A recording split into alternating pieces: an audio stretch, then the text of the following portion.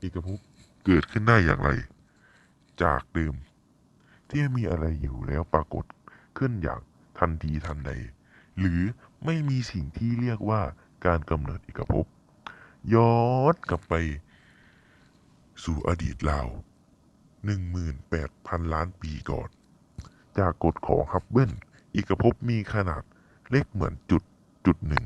ในเวลานั้นเกิดการเปลี่ยนแปลงอย่างไรจากช่วงเอกภพเสมือนจุดขนาดเล็ก เริ่มการขยายตัวที่มีลักษณะเหมือนการระเบิดเรียกว่าบิ๊กแบงหรือระเบิดครั้งใหญ่ของเอกภพในขนาดนั้นมวลสารทั้งหมดมวลสารทั้งหมด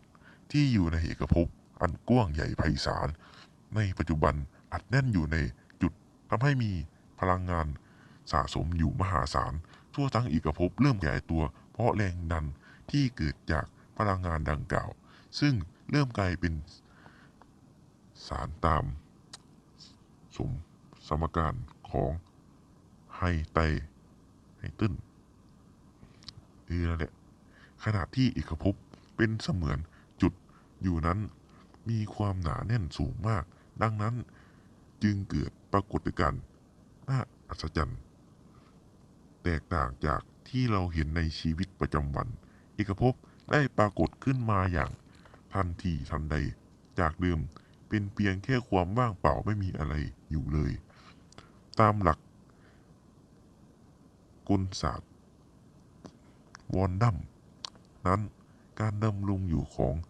สารเป็นการซับซ้อนกับของเคลื่อนที่เจ็บคอซึ่งอธิบายได้สมการการเคลื่อนที่ของคลื่นเพราะฉะนั้นทฤษฎีที่ว่าเอกภพเกิดขึ้นทันทีทันใดเกิดจากที่ไม่มีอะไรอยู่เลยจึงมีความเป็นไปได้และอาจกล่าวได้ว่าสารจำนวนหนึ่งนะเวลานี้ที่แน่นอนมีความเป็นไปได้ว่าจะสูญหายไปทันทีเหมือนอยู่ในเวลาหนึ่งมวลมีโอกาสน้อยมากที่จะเกิดขึ้นแต่ไม่ใช่ว่าจะเป็นไปไม่ได้เลยอย่างไรก็ตามเมื่อวัตถุหันเว้ยเมื่อวัดหดตัวเล็กลง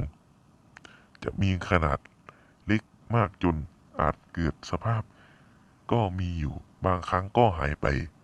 เป็นแนวคิดเกี่ยวกับการดำเนินเอกภพเอกเวิร์ก